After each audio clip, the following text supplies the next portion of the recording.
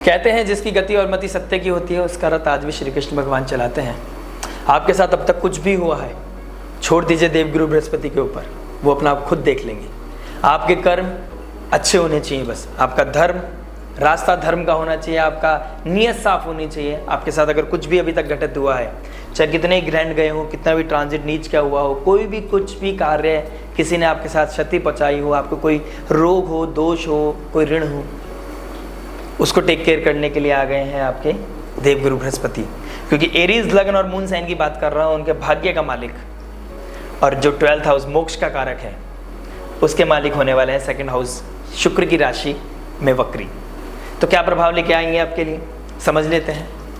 मैं निखिल वैदिक one astrology पे आपका स्वागत करता हूँ। वैदिक वन यानी आपका लाइव जीपीएस। आपको एक क्लैरिटी के साथ बताऊंगा कि आपके साथ लेके क्या आने वाला है ये ट्रांजिट जो रहेगा 9 अक्टूबर से लेके 4 फैब 2025 तक। देखिए देवगुरु बृहस्पति की छोटी सी आपको डिस्क्रिप्शन दे देता हूँ।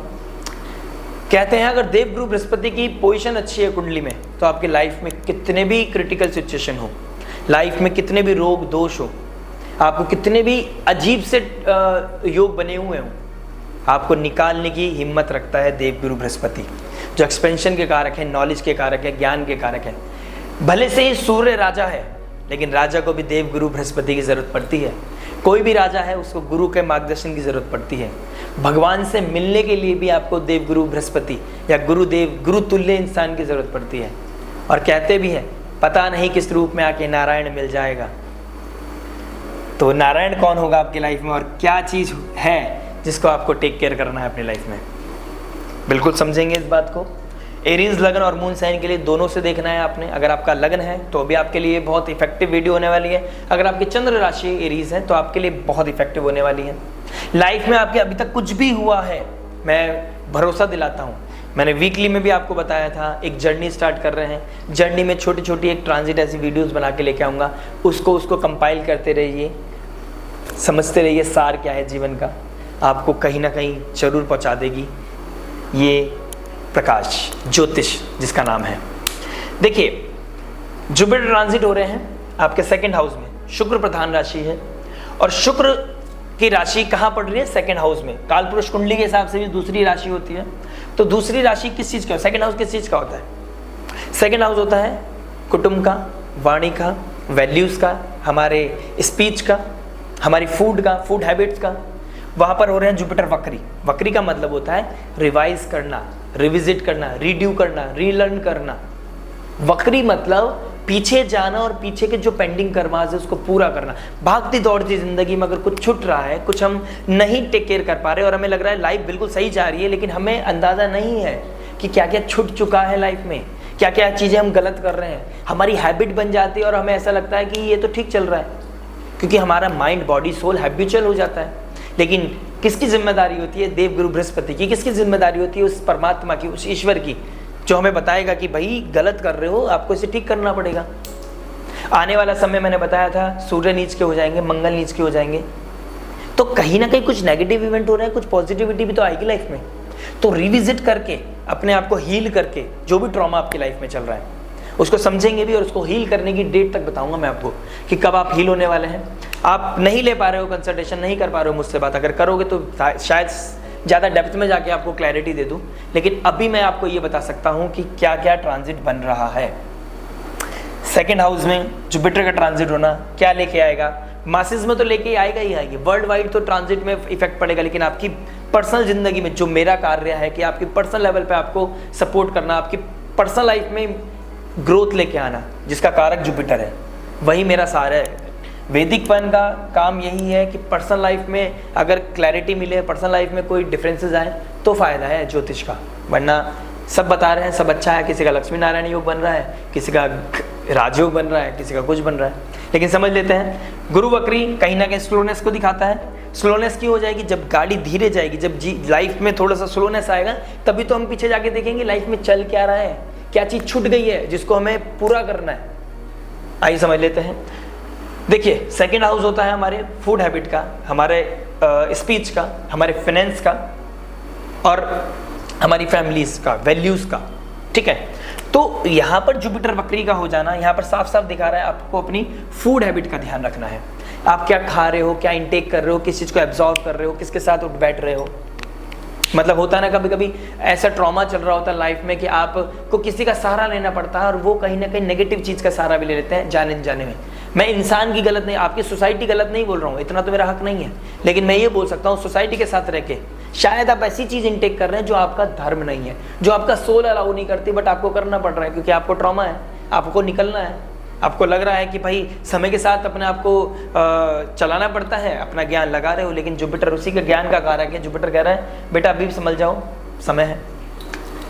डेट वाइज चल देते हैं थोड़ा थोड़ा।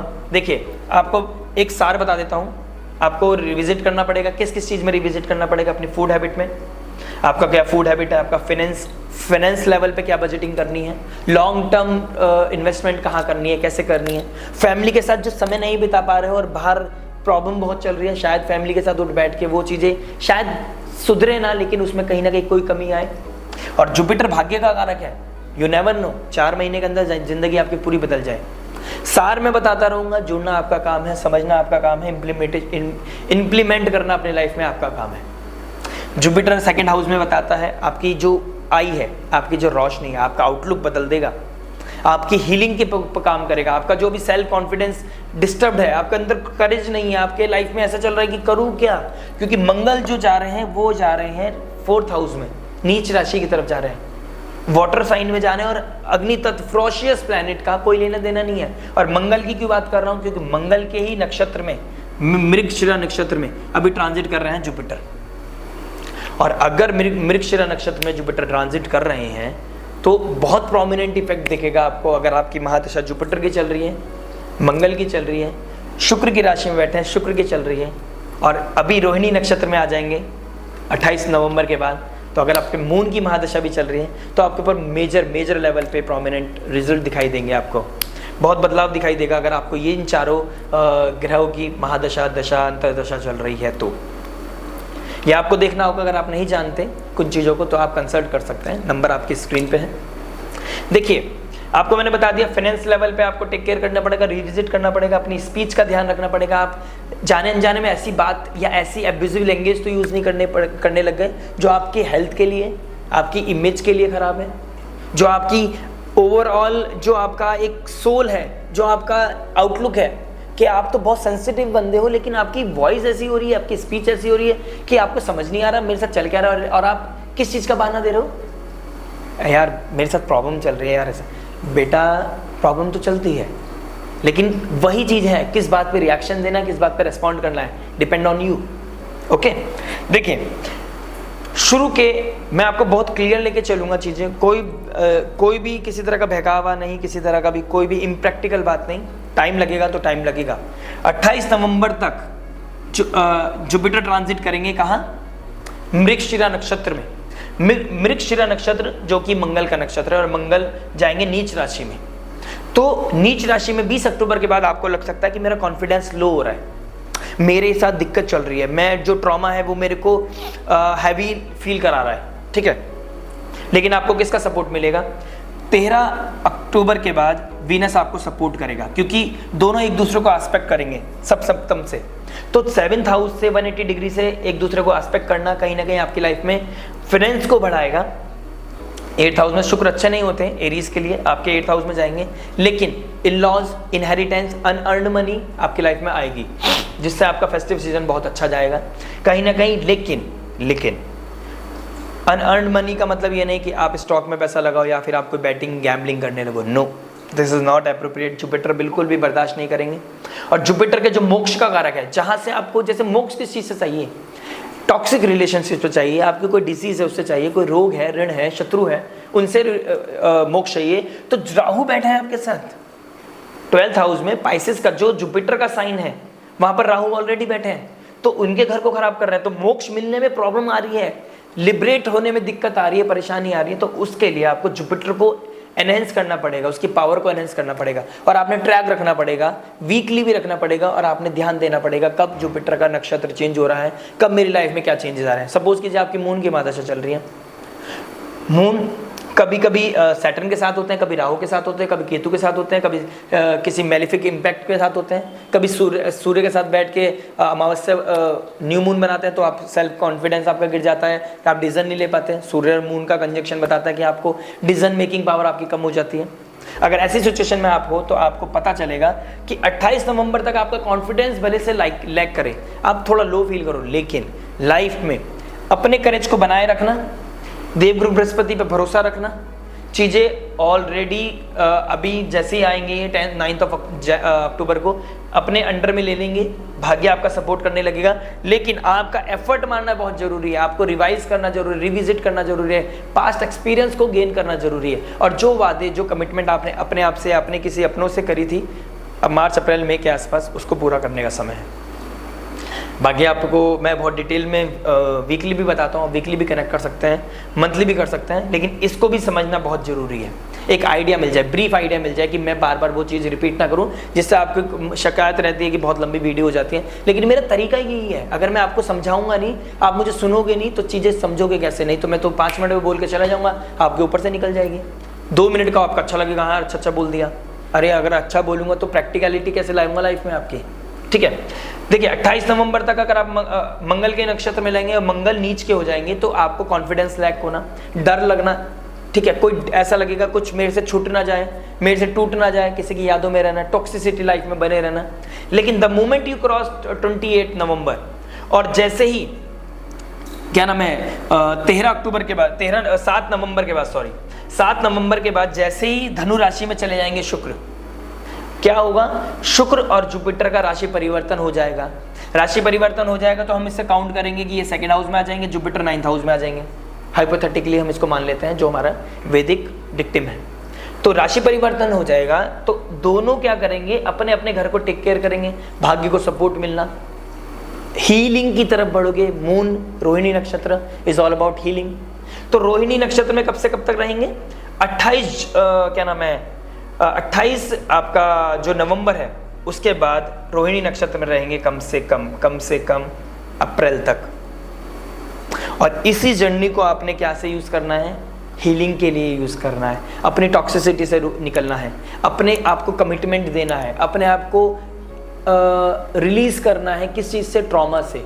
कोई भी ऋण रोग शत्रु हो उससे निकलने में आपको बहुत हेल्प मिलेगी। आपको अपनी फैमिली के साथ समय बिताना चाहिए। हीलिंग कहाँ से आएगी? देखिए कहाँ बैठा है? दूसरे घर में बैठा है। दूसरा घर किस चीज़ का है? बकरी। दूसरा घर होता है, मैंने बताया ना, कुटुंब, वाणी, फैमिली, वैल्यूज़, आपकी स्पीच। तो सौम्यता लेके आइए अपनी स्पीच के अंदर, फैमिली के साथ बात कीजिए, फैमिली के साथ शेयर कीजिए। फादर लाइक फिगर अगर नहीं है कोई तो 8th हाउस को डायरेक्ट एस्पेक्ट करेगा। और वीनस का वहाँ चले जाना, वीनस बताएगा कि, और गुरु बताएंगे कि किसी एस्ट्रोलॉजर के पास जाके, किसी काउंसलर के पास जाके, किसी ट्रांसफॉर्मेशन जो चल रही है लाइफ में उसमें गाइडेंस पाने की ज़रूरत है। तो आपको बिल्कुल इंडिकेशन देगा कि please go and guide, please go and have seek the light. whenever you seek the light in your life, guidance will come, enlightenment will come, then healing journey will start. एक वो जो journey start होगी ना आपकी life में, मजा आने लगेगा। आपको ट्रॉमा से जो आज के दिन आप जो फील करते हो ना, मेरे से कुछ छूट गया, मुझसे कुछ टूट गया, मेरा दिल टूट गया, मेरे को कोई ऐसा कोई रास्ता नहीं मिल रहा कि मैं अपनी बीमारी को कैसे दूर करूं। ऐसा कोई समय नहीं है जब मैं अपने रोग को लेके, ऋण को लेके, लोन को लेके परेशान रहता हूं। द मोमेंट यू क्रॉस 28 नवंबर और जैसे ही मतलब समझिए सर्किट बनता चला जाएगा। पहले जुपिटर के सामने बैठेंगे वीनस, तो बहुत अच्छा योग बनाएंगे, पैसे आएंगे कहीं ना कहीं, और आपके ऋण रोग शत्रु को कम करने में हेल्प करेगा। आपको उतारने चाहिए, उसको एंटरटेनमेंट में नहीं लगाना है। You really need to understand, वक्री बार बार मौका नहीं देंगे आपको अपना पैसा उतारना है। फिर आपने किस पे टेक केयर करना है? वीनस जब सेजिटेरियस राशि परिवर्तन करेंगे तो आपने देना है कि भाई मैं कैसे अपने भाग्य को और उत्थान की तरफ लेके जाऊं, लॉन्ग टर्म पे कैसे काम करूं। जैसे ही मृगशिरा नक्षत्र से रोहिणी नक्षत्र में आएंगे 28 नवंबर के बाद, फिर आपने काम किस पे करना है? अपनी हीलिंग पे करना है। 4 फरवरी तक रोहिणी नक्षत्र में ही ट्रांजिट करेंगे, उसके बाद आगे की बात बाद में करेंगे। लेकिन अभी हम वक्री अवस्था की बात करें तो 4 फेब तक आपका हीलिंग होना, आपको ठीक होना, आपकी टॉक्सिसिटी से बाहर आना, कोई न्यू प्लान्स बनना, रिविजिट करना, रिवाइज करना, ये बहुत प्रोमिनेंट हो जाएगा आपकी लाइफ में। ठीक है, आप अगर फार्मर हैं तो आप में उसमें कोई चेंजेस करेंगे, आप एग्रीकल्चर सेक्टर में कोई चेंज करेंगे। गोल्ड खरीदना चाहते हैं तो आपके लाइफ में बहुत प्रोमिनेंट हो जाएगा कि आप 28 नवंबर के बाद काफ़ी सारा गोल्ड लेना शुरू करूँ।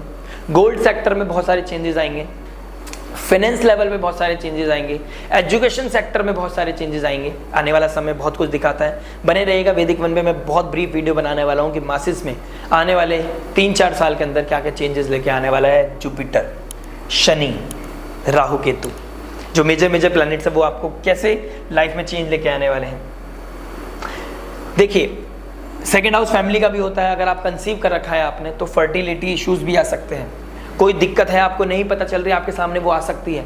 कंसीव कर रखा है तो बहुत कॉशियस रहना पड़ेगा। वीनस आपको सपोर्ट करेगा, लेकिन जब तक 7 नवंबर चलेगा और सूर्य नीच के रहेंगे जो 5th हाउस के कारक हैं, तो आपने टेक केयर करना है। अगर आप प्रेग्नेंट हैं तो आपने 15 नवंबर तक बहुत कुछ ध्यान रखना है। धर्म और कर्म के, सैटर्न भी रेट्रोग्रेड होके बैठे हैं, तो धर्म और कर्म के जो कारक हैं वो वक्री अवस्था में है, तो आपने समझना पड़ेगा।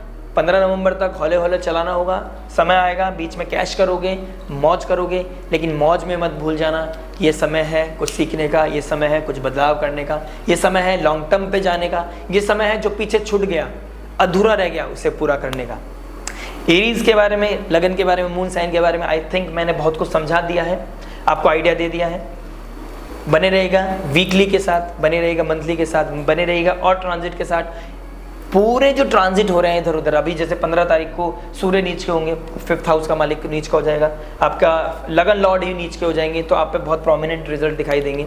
तो वो उनका नीच का होना, वक्री होना, कैसे आपको दोनों को मिक्स करना है, कैसे अपनी लाइफ में सार ढूंढना है, यह मैं आपको कहीं ना कहीं बताता रहूँगा, समझाता रहूँगा। बने रहेगा वीडियो में मेरे साथ। मिलते हैं नेक्स्ट वीडियो में। टिल देन नमस्ते, राधे राधे।